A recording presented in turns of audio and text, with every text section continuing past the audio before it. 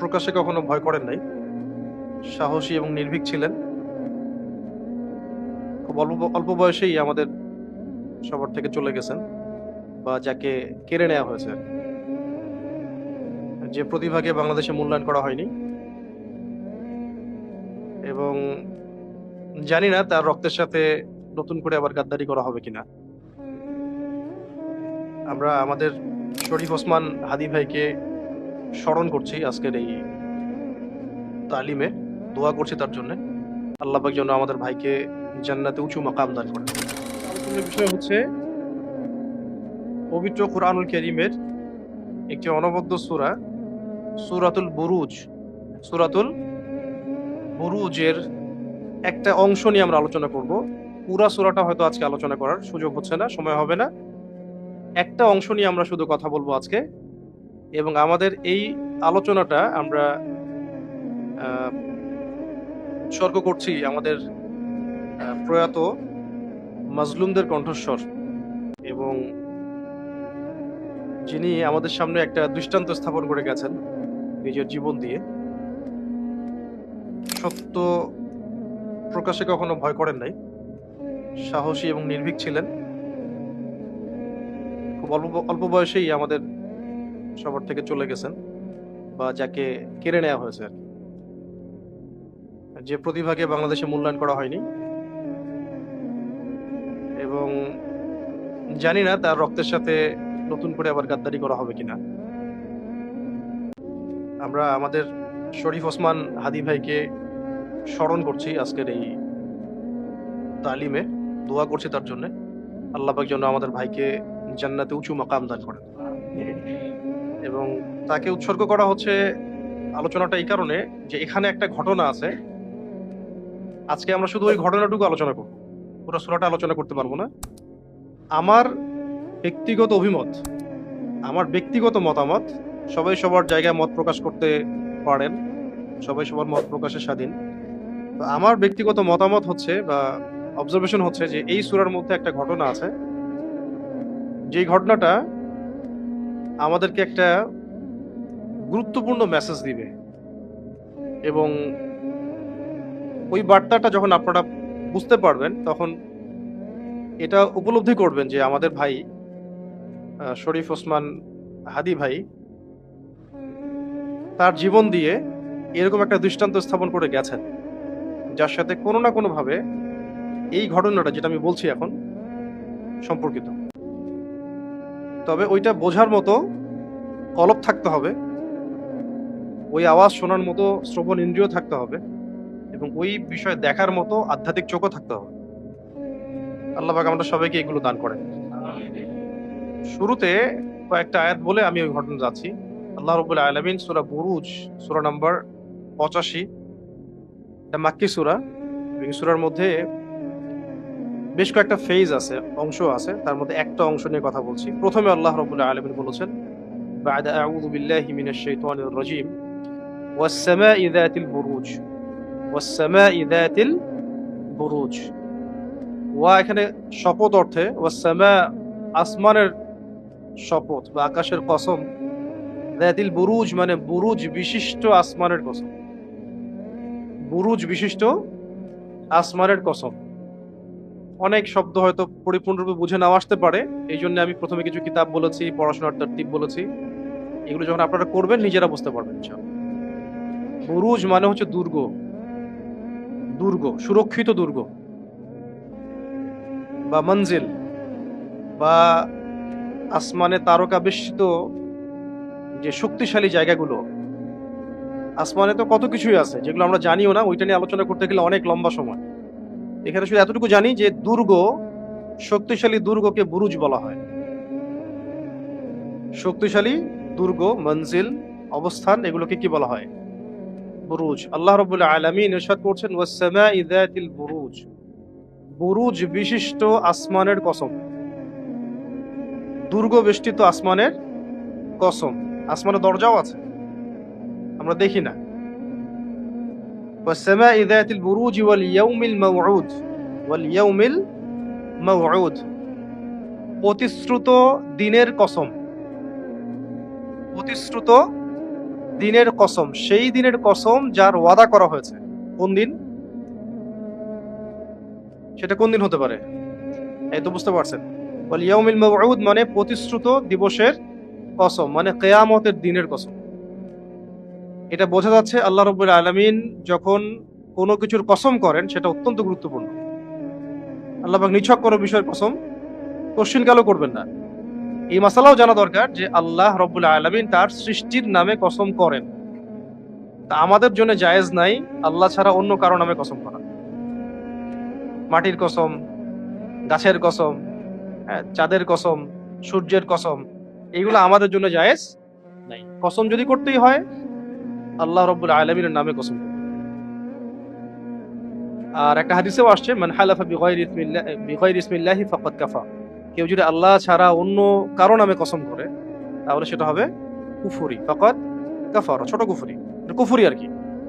কেউ যদি আল্লাহ ছাড়া অন্য কারো নামে কসম করে সেটা হবে কুফরি। তো আমরা যদি কসম করতেই চাই তাহলে কার নামে করব? 3 নম্বর আয়াতে আল্লাহ রাব্বুল আলামিন বলেছেন ওয়াশাহিদিন ওয়া মাশহুদ। ওয়াশাহিদিন ওয়া মাশহুদ, শাহিদ মানে হচ্ছে সাক্ষী। শাহিদ মানে যে ঘটনার সাক্ষী, একটা ঘটনা ঘটছে এটার সাক্ষীকে বলা হয় শাহিদ। আল মাশহুদ হচ্ছে ওই ঘটনাটাই যার সাক্ষী থাকা হচ্ছে। শাহিদ হচ্ছে যে সাক্ষী, আর মাশহুদ হচ্ছে ওই উক্ত ঘটনা যার সাক্ষী থাকা হচ্ছে। ওয়াশাহিদিন ওয়া মাশহুদ, ঘটনা এবং সাক্ষীর শপথ। নিশ্চয়ই আল্লাহ রাব্বুল আলামিন খুব গুরুত্বপূর্ণ একটা ঘটনার দিকে নিসবত করছেন এখানে। এমন একটা ঘটনা যে ঘটনার আল্লাহ পাক কসম করছেন এবং ওই ঘটনার যারা সাক্ষী তাদের নামেও কসম করা হচ্ছে। শাহিদ ওয়া মাশহুদ, এর আগে যে আয়াতটা চলে গেল ওয়াল ইয়াউমিল মাউউদ ওয়া শাহিদ ওয়া মাশহুদ, তো এই শাহিদ মাশহুদের আরেকটা ব্যাখ্যাও করা হয়েছে যে শাহিদ মানে হচ্ছে জুমার দিন। শাহিদ মানে জুমার দিন, মাশহুদ মানে আরাফার দিন। মাশহুদ মানে আরাফার দিন, এভাবে ব্যাখ্যা করা হয়েছে। কিন্তু এখানে একটা ঘটনার দিকে নিসবত করা হচ্ছে যে একটা ঘটনার কসম, এবং সেই ঘটনা যারা দেখেছে, প্রত্যক্ষ করেছে, তাদেরও কসম। তাহলে ঘটনাটা কি চারটাখানি কথা? খুবই গুরুত্বপূর্ণ কোনো ঘটনা, যে ঘটনাটা আল্লাহ রাব্বুল আলামিন আমাদেরকে না জানালে আমরা কখনো জানতে পারতাম না। যেমন ফেরাউনের দাসী বা স্ত্রী, যার কথা আমরা বলি আসিয়া বলি অনেকে, যদিও নামটা কিন্তু কোরআনে নাই, তার পরিণতি কি হয়েছিল? হত্যা করা হয়েছে তাকে, তার সন্তানদেরকেও হত্যা করা হয়েছে, এবং তিনি তখন দোয়া করেছিলেন আল্লাহ রাব্বুল আলামিনের কাছে যে আল্লাহ আমাকে এই জালেমের হাত থেকে বাঁচাও এবং তোমার কাছে নিকটে একটা জান্নাতে ঘর তৈরি করে দাও। আল্লাহ পাক তার দোয়া কবুল করেছিলেন এবং আল্লাহ রাব্বুল আলামিন তার জন্য জান্নাতে স্পেশাল একটা ঘর তৈরি করে দিয়েছেন। এবং সেই ঘর দিয়ে যে সুবাস আসছে, এই ঘ্রাণ, সেটা নবী সাল্লাল্লাহু আলাইহি ওয়াসাল্লাম মেরাজের রাতে পেয়েছেন। মেরাজের রাতে তিনি যখন ফিরছিলেন তখন এই ঘ্রাণ নবী সাল্লাল্লাহু আলাইহি ওয়াসাল্লাম পেয়েছেন। জিবরাইল আলাইহিস সালামকে জিজ্ঞাসা করেছিলেন যে এই সুঘ্রাণ কোত্থেকে আসছে। তো জিবরাইল আলাইহিস সালাম বলেছিলেন এটা হচ্ছে ফেরাউনের সেই দাসী, তার ঘর, যেটা আল্লাহ পাক তাকে জান্নাতে বানিয়ে দিয়েছে। আর ফেরাউনের দাসী যে জান্নাতে গিয়েছে, এটা কি আমরা কোরআন নাজিল না হলে জানতে পারতাম? এই ঘটনা জানতে পারতাম। সিমিলারলি এখানে একটা ঘটনার কথা বলা হচ্ছে ওয়াশাহিদি ওয়া মাশহুদ, প্রত্যক্ষ যারা দর্শী তাদের কসম, ওই ঘটনারও কসম। এই ঘটনা সম্পর্কে আমরা জানতে পারতাম না যদি আল্লাহ রাব্বুল আলামিন আমাদেরকে না জানাতেন। এই ঘটনা হয়তো ঘটেছে আজকে থেকে হাজার হাজার বছর আগে, অবশ্যই হাজার বছর আগে, হাজার হাজার বছর আগে, আমরা জানতেও পারতাম না। এবং এত গুরুত্বপূর্ণ সেই ঘটনা যেটা আল্লাহ রাব্বুল আলামিন কোরআনুল কারীমের মধ্যে নিয়ে আসছেন। এরপরে আল্লাহ পাক বলছেন কুতিলা আসহাবুল উখদুদ। কুতিলা আসহাবুল উখদুদ, কুতিলা মানে হচ্ছে ধ্বংস হোক। অন্য আয়াতেও আছে সূরা আবাসের মধ্যে যে কুতিলাল ইনসানু মা আকফারা, মানুষ মানুষ ধ্বংস হোক, মানুষ কত বড় কাফের, কি কি কুফরি না সে করে। কুতিলাল ইনসানু মা আকফারা, মানুষ ধ্বংস হোক, সে কত অকৃতজ্ঞ। কথাটা এরকম আর কি, মানুষ ধ্বংস হয়ে যাক, সে কতই না অকৃতজ্ঞ। এখানে বলা হচ্ছে কুতিলা আসহাবুল উখদুদ, আসহাবুল উখদুদ ধ্বংস হয়েছে, আসহাবুল উখদুদ ধ্বংস হয়েছে। তাহলে আসহাবুল উখদুদের এই ঘটনা আল্লাহ পাক যদি আমাদেরকে এই সূরায় না জানাতেন আমরা কখনো জানতে পারতাম না। আর এই ঘটনার চারটাখানি কথা না, আল্লাহ পাক এই ঘটনাকে মানে সবার সামনে এনেছেন, কসমও করেছেন এই ঘটনার সাক্ষীদের এবং উক্ত ঘটনারও। তাহলে এটা নিশ্চয়ই এই পৃথিবীতে ঘটে যাওয়া ঐতিহাসিক ঘটনাগুলোর মধ্যে অন্যতম একটা শ্রেষ্ঠ ঘটনা। যেমন আসহাবুল কাহফ, এই ঘটনা কে জানতো যদি কোরআন না জানাতো? কি জানতো? যে ৩০৯ বছর কিছু যুবক ঘুমিয়েছিল, জানতে পারতো মানুষ? আবার আল্লাহ পাক জীবিত করেছেন। ওজায়ের আলাইহিস সালামের ঘটনা, আল্লাহ পাক ঘুম পাড়িয়ে রেখেছেন, আবার ১০০ বছর পরে জীবিত করেছেন, কেউ জানতে পারতো? একইভাবে সূরা ইয়াসিনে এক ব্যক্তির ঘটনা আছে, হাবিবে নাজ্জার। একটা গ্রামের মধ্যে একাধিক নবীকে পাঠানো হয়েছে, ঈমান আনে না মানুষ। ওয়াজাআ মিন আকসাল মাদিনাতি রাজুলুন ইয়াসআ ক্বালা ইয়া কওমি ইত্তাবিউল মুরসালিন, তাই না? ইত্তাবিউ মান লা ইয়াসআলুকুম আজরান ওয়া হুম মুহতাদুন। আয়াতটা মনে আছে? এখানে যে ব্যক্তি দৌড়ে আসছে এই ব্যক্তির নাম হাবিবে নাজ্জার। দূর থেকে এক ব্যক্তি দৌড়ে এসে ঈমান আনলো, যাকে হত্যা করার পরে পুরো কওমের চিত্র বদলে যায়। আমি পরে আসছি পয়েন্টে। তো এই ঘটনা কিন্তু আমরা জানতে পারতাম না কোরআন আমাদেরকে না জানাতো। এরকম বহু ঘটনা আছে আল কোরআনে যেগুলো আল্লাহ রাব্বুল আলামিন যদি আমাদেরকে না জানাতেন, আমরা কখনো এই ঐতিহাসিক ঘটনাগুলো জানতে পারতাম না। এর সুবহানাল্লাহ বলা উচিত। সুবহানাল্লাহ, এই ঘটনাগুলো আমরা জানতে পারতাম না। এখানে কুতিলা আসহাবুল উখদুদ, মানে আসহাবুল উখদুদ ধ্বংস হোক। কেন ধ্বংস হওয়ার কথা বলা হচ্ছে? তাদেরকে বলা হচ্ছে আন-নারি যাতিল ওয়াকুদ। আসহাবুল উখদুদদেরকে সম্বোধন করা হচ্ছে আন-নারি যাতিল ওয়াকুদ, যে এরা প্রজ্বলিত আগুনওয়ালা ছিল। প্রজ্বলিত আগুনওয়ালা বলতে একটা জায়গায় দাউ দাউ করে আগুন জ্বালানো হয়েছে এবং সেই আগুনে তারা কিছু মানুষকে পুড়িয়ে হত্যা করেছে। আসহাবুল উখদুদ কিছু মানুষকে আগুনে জীবন্ত পুড়িয়ে হত্যা করেছিল। এবং শুধু তাই না, তাদের রাষ্ট্রযন্ত্র, রাষ্ট্রের যে প্রশাসনিক বাহিনী এবং রাজা, তারা চতুর্দিকে গোল হয়ে ঘিরে ওই দৃশ্যটা অবলোকন করেছে, মজা নিয়েছে মানুষকে মরতে দেখে, উঠতে দেখে। এটা আল্লাহ পাক পরের আয়াতে বলছে ইযহুম আলাইহা কুউদ, যখন তারা ওই অগ্নিকুণ্ডের চারপাশে বসেছিল। মানে কেউ জোরপূর্বক কিছু মানুষকে আগুনে ফেলে হত্যা করছে, আর কিছু মানুষ গোল হয়ে এই দৃশ্য অবলোকন করছে। ওদেরই লোক, আসহাবুল উখদুদ ওই কওমেরই লোক। দৃশ্যটা একটু চিন্তা করেন, যে একটা বড় অগ্নিকুণ্ড খোঁড়া হয়েছে, এখানে দাউ দাউ করে আগুন জ্বালানো হয়েছে এবং কিছু মানুষকে সেখানে জোরপূর্বক ফেলে পুড়িয়ে মারা হয়েছে এবং রাষ্ট্রীয়ভাবে এটা করা হয়েছে।